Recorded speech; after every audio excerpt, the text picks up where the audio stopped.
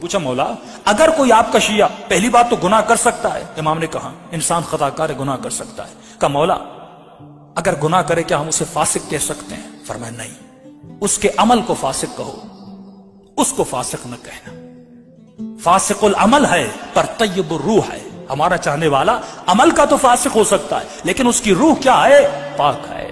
کہنے لگا مولا کیسے پتا چلے وہ آپ کا حقیقی شیعہ ہے؟ فرمایا اگر گناہ کرنے کے بعد اس کے چہرے پہ ندامت کو دیکھو، پشیمانی کو دیکھو تو سمجھ جانا ہمارا ہے، لیکن اگر گناہ کرنے کے بعد گناہ کی لذت اس کے وجود میں باقی رہے۔ کسی نے پوچھا مولا توبہ کب قبول ہوتی ہے؟ امام نے فرمایا تمہاری توبہ تب قبول ہوگی جب تو توبہ کرنے بیٹھے، فار ایگزامپل دعائے کمیل میں توبہ کرنے بیٹھے، جس گناہ سے توبہ کر رہا ہے اگر اس گناہ کی لذت تمہارے وجود میں باقی ہے تو سمجھ جانا تمہاری توبہ قبول نہیں ہوئی۔ جب تک اس گناہ کی نفرت تمہارے دل میں نہیں آتی فرمایا تب تک تمہاری توبہ قبول نہیں ہوتی۔ تو پہلی نشانی فرمایا اگر گناہ کرے تو پشیمانی اس کے وجود میں ہو، جب تک پشیمانی نہیں ہے فرمایا تب تک یہ ہمارا شیعہ نہیں ہے اور مقابلے میں آ سکتا ہے۔ دوسری چیز معصوم فرماتے ہیں فرمایا کچھ ایسی عادتیں، کچھ ایسے گناہ انسان کے وجود میں ہوتے ہیں جو گناہ ان کو اولیاء خدا سے دور کر دیتے ہیں۔ یہ گناہ ایک ایسی کثافت ہے، ایک ایسی نجاست ہے جو لوگوں کو اہل بیت سے دور کرتی تھی۔ یعنی جس طرح میگنیٹ ہوتا ہے، اگر آپ کے وجود میں گناہ ہے،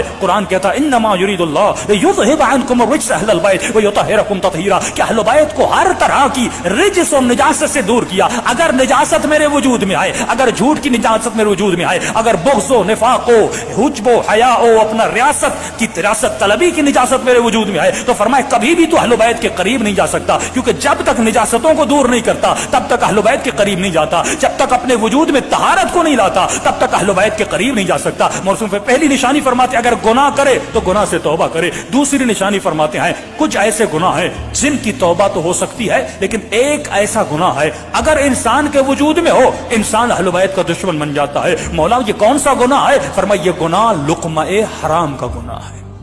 اگر حرام کا لقمہ کسی کے پیٹ میں جائے فرمایا اس گناہ کی نجاست اتنی بڑی ہے کیونکہ اللہ نے کچھ گناہوں کو چھپا کے رکھا ہے، اگر وہ گناہ کسی کے وجود میں آ جائے تو فرمایا اس کی توبہ قبول نہیں ہوتی، اس کی عبادت قبول نہیں ہوتی۔ 40 دن نماز شب پڑھے لیکن اس کی نماز شب قبول نہیں ہوتی کیونکہ اس کے وجود میں لقمہ حرام ہے، حرام کے لقمے سے بڑے۔ ایک ایران کا بہت بڑا مجتہد تھا، کسی بہت بڑے شیعہ سے ملنے گیا، یہ شیعہ ان سے ملے، ان کے سامنے سفرہ لگایا، انہوں نے کھانا کھایا، کھانا کھانے کے بعد انہوں نے قبلہ کے سامنے ایک فائل لائی کہ قبلہ بہت سارے مکان ہیں اوقاف کے جو لوگ زمینوں کو وقف کرتے ہیں، ایک زمین ہے اگر آپ سائن کر دیں اس پہ بڑا اختلاف ہے، یہ ون سائیڈڈ ہو جائے گی، ہمارے ہاتھوں میں آ جائے گی۔ یہ سمجھ گئے یہ کھانا کھانا نہیں تھا، یہ رشوت کا کھانا تھا۔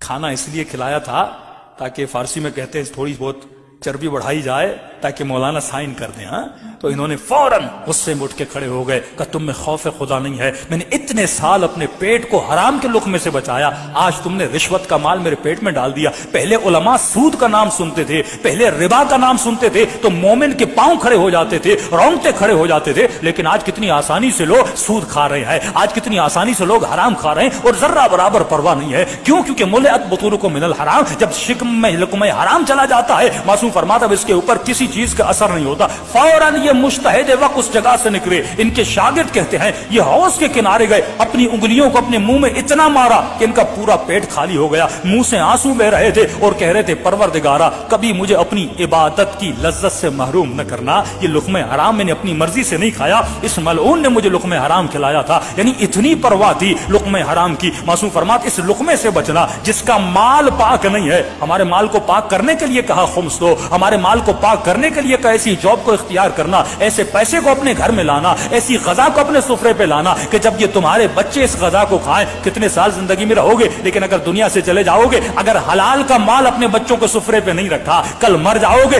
یہ بچے اس مال سے کیا کریں گے؟ اگر عیاشی کریں گے، اگر گناہ کریں گے، نقصان کس سے ہوگا؟ تمہیں ہوگا۔ لیکن بچے کی تربیت ایسی کی جیسی حسین ابن علی نے کہی اگر مر جاؤ گے یہ بچہ ایک بسم اللہ الرحمن الرحیم پڑھے گا، رسول خدا فرماتے ہیں کئی دن سے کئی مہینوں تک اس کا عذاب جہنم ختم ہو جاتا ہے بچے کے ایک بسم اللہ الرحمن الرحیم پڑھنے سے۔ صلوات پڑھے محمد و آلہ۔